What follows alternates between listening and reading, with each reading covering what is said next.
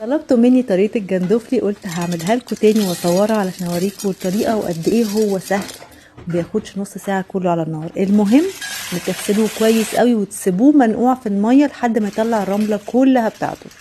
في طاسة على النار هحط شوية زيت زيتون وهحط الجندوفلي، هقلبه تقلبتين مع شوية ملح وكمون.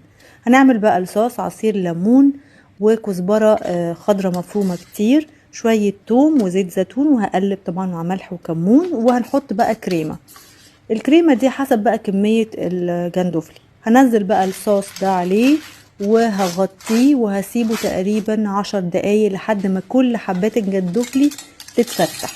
اول ما اتفتحت كده خلاص استوت. مش عايزة اقول لكم قد ايه طعمه حلو، والصوص غني وخطير. يعني ممكن حتى كده يتغمس باي حاجة، يتحط على الرز ويجنن. كان عندي عزومة وكان الجندوفلي كان عليا وعملته واعجب الناس كلها.